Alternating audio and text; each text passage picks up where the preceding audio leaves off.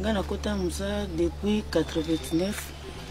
Papa nanga zaki soldat, premier beau commando.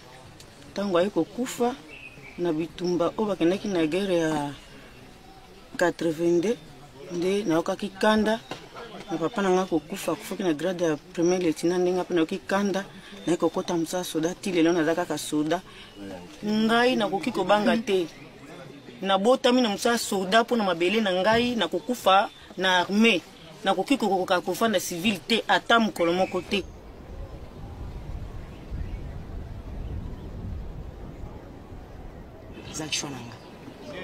Moi, je suis volontaire de 94. Et à Donanga. Pour la classe, classe, na diplômé, na commercial. Et Missanyo soit na vie civile na tikamo. La salle école nanga, ceux qui lui écoutent ngai neti Martin Abisso Ati Bisso, plutôt un martyr. Bana basinyo sur Congo. Banduma bazé belé, basa ki nduma pamba mais il faut baya. To sanga Abisso elongo, to c'est le romo pour la Congo Abisso. C'est nous les femmes de URR, nous sommes plus courageux. On a besoin banani ba groupe armés. Hein? Ba kataba kisi, ba nini banti bal mais to bomaka bango. OK? Ala tinga moi je suis maimai mais to lokota bemela bango da manteka to kanga bango. Biso to bunda na Nzambe. Po bible lobby, oya kwatsandela moninga ala kila mabe. Ennemi nyoso ko la biso to ko longa elongo na Nzambe. Il faut être cœur dur pour ne connaître bino. Ça c'est bêti, au kimi, au moninga koufi, au découragé. Moral wana, suis toujours une femme, puisque Nzamba tinakanga toujours femme. Na moisi. Moisi pour nazana ma belle, nazana nyarabuta, le retour. Mais la combativité, nazana moisité. Pour défendre l'école nanga, nazana moisité. Elles font partie d'un commando spécial, une URR, unité de réaction rapide. Ces unités, formés par des militaires belges ou sud-africains, sont toujours placés en première ligne en cas d'offensive. Les Rwandais sont entrés dans notre armée. J'ai entendu ici quelqu'un dire que le Congo a la première responsabilité de protéger ses frontières et de protéger sa population. D'accord, nous sommes d'accord. Mais qui nous a dit d'intégrer des Rwandais dans notre armée? Cette même communauté internationale. Chaque fois qu'il y a une petite rébellion, on dit « Ah, il faut négocier ». Et puis en négociant, vous devez inclure les gens dans l'armée. Et ce monde venait avec leur rang autoprogrammé. Tout le monde vient, moi je suis général, moi je suis colonel, moi je suis major. On leur donne ce poste. Ils n'ont jamais une formation militaire qui justifie ces rangs-là. Mais c'est comme ça. Alors, nous avons une armée qui est infiltrée. Comment voulez-vous que cette armée soit capable de vraiment protéger la population? Parce que c'est une armée qui travaille non seulement pour notre pays, mais il y a des éléments qui sont là, travaillant pour l'autre côté. Voilà donc le problème qui est très important et qu'on doit analyser et qu'on doit adresser. Comme le temps ne nous permet pas d'entrer dans les détails, permettez-moi de résumer la situation en élucidant un des acteurs les plus importants du conflit, notamment le mouvement du 23 mars ou le M23. Madame la Présidente, la situation sécuritaire est clairement prédominée par la résurgence du M23. Défait par le FARDC et la Brigade d'intervention rapide des Nations Unies en 2013, le M23 revient 8 ans plus tard, en novembre 2021. Aujourd'hui, comme Mme Keïta vient de nous le dire, il a un arsenal de combat supérieur à celui de la MONUSCO et de FARDC.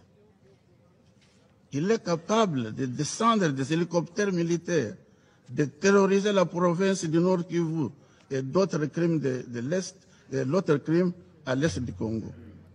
Comment expliquer la réapparition de ce groupe après cette longue absence et qui est derrière ce groupe qui était apparemment désarmé et sous la garde du Rwanda et de l'Ouganda. Une deuxième question est de savoir pourquoi la communauté internationale et les Nations Unies ne veulent pas associer ces groupes avec l'État du Rwanda. J'ai entendu ici, on parle des groupes étrangers, mais on ne les cite pas. Hein? Certainement, nous tous nous connaissons qu'il y a les ADF. Mais est-ce qu'il n'y a que les ADF? On ne mentionne pas d'autres groupes. Le MNC n'est pas, le M23 n'est pas un groupe étranger. C'est un groupe congolais. Or, les origines du M23 sont...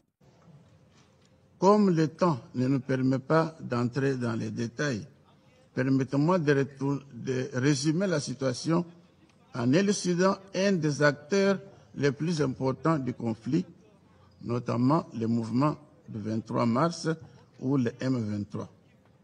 Madame la Présidente, la situation sécuritaire est clairement prédominée par la résurgence du M23. Défait par le FARDC et la Brigade d'intervention rapide des Nations Unies en 2013, le M23 revient 8 ans plus tard, en novembre 2021. Aujourd'hui, comme Mme Keïta vient de nous le dire, il a un arsenal de combat supérieur à celui de la MONUSCO et de FARDC. Il est capable de descendre des hélicoptères militaires, de terroriser la province du Nord Kivu et d'autres crimes de l'Est, et d'autres crimes à l'Est du Congo. Comment expliquer la réapparition de ce groupe après cette longue absence et qui est derrière ce groupe qui était apparemment désarmé et sous la garde du Rwanda et de l'Ouganda?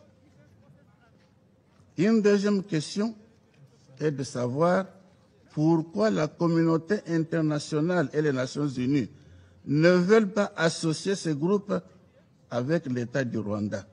J'ai entendu ici, on parle des groupes étrangers, mais on ne les cite pas. Hein? Certainement, nous tous nous connaissons qu'il y a les ADF, mais est-ce qu'il n'y a que les ADF? On ne mentionne pas d'autres groupes. Le MNC n'est pas, le M23 n'est pas un groupe étranger. C'est un groupe congolais. Or, les origines du M23 sont bien connues. Dans une note que j'ai ici et que j'aimerais donner à qui veut la voir, donc intitulée « Note à Monsieur le représentant spécial du secrétaire général des Nations Unies, chef de la MONUSCO », rédigée par Monsieur Kalev Mutonde, qui était l'administrateur général de l'ANR, l'Agence nationale de renseignement. Donc, transmission de la liste de commandants assimilés et hommes de troupes du M23 non éligibles à l'intégration au sein de des FARDC. Donc, on dit ici que nos services se font l'impérieux devoir de vous transmettre la liste de 78 commandants assimilés et hommes de troupes du M23 sur un total exprimé à plus de 1700 personnes non éligibles à l'intégration au sein de FARDC, élaboré à la demande du ministre ougandais de la Défense, le docteur Crispus Kiyonga, à l'issue des séances de travail qu'il a présidées avec une délégation de M23 le 11 et 12 septembre 2013 à Mbarara, en Ouganda. Qu'est-ce que ce rapport nous renseigne? 78 commandants, les plus gradés, des généraux, de colonels, de lieutenants-colonels et de majors.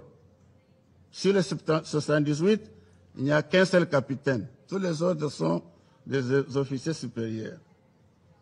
Aucun d'eux n'est congolais. Ils sont tous des Rwandais. qui ont été enrôlés dans l'armée de M. Kagame, le Front patriotique rwandais, quand il a commencé sa guerre contre le régime Habyarimana en 1990. Après avoir pris Kigali et le Rwanda, ils sont entrés dans le RCD Goma, Rassemblement congolais pour la démocratie. Et comme vous le savez, quand Laurent Kabila a pris le pouvoir, le commandant, le chef d'état-major général de l'armée congolaise était un officier rwandais, James Kabarebe. Ce n'est pas un Congolais, un officier rwandais. Son adjoint, Den Monyosa, également rwandais. Donc, ce qui fait que les Rwandais sont entrés dans notre armée. J'ai entendu ici quelqu'un dire que le Congo a la première responsabilité de protéger ses frontières et de protéger sa population. D'accord, nous sommes d'accord. Mais qui nous a dit d'intégrer des Rwandais dans notre armée? Cette même communauté internationale. Chaque fois qu'il y a une petite rébellion, on dit « Ah, il faut négocier ». Et puis en négociant, vous devez inclure les gens dans l'armée. Et ce monde venait avec leur rang autoprogrammé. Tout le monde vient, moi je suis général, moi je suis colonel, moi je suis major. On leur donne ce poste. Ils n'ont jamais une formation militaire qui justifie ces rangs-là. Mais c'est comme ça. Alors nous avons une armée qui est infiltrée. Comment voulez-vous que cette armée soit capable de vraiment protéger la population? Parce que c'est une armée qui travaille non seulement pour notre pays, mais il y a des éléments qui sont là, travaillant pour l'autre côté. Voilà donc le problème qui est très important et qu'on doit analyser et qu'on doit adresser. Dans une note, donc je parlais de note de Khalef Boutom, de l'agence de renseignement. Cette note est disponible. Si vous voulez la voir, je ne suis que très heureux de vous le donner. Donc, je peux vous donner quelques noms de ce monsieur. Donc, après le Rassemblement démocratique, le Rassemblement congolais de la démocratie qui a été formé en 1998, il y a eu la formation du Congrès national pour le développement du peuple, de Laurent Nkunda. Cette organisation était aussi contrôlée par le Rwanda.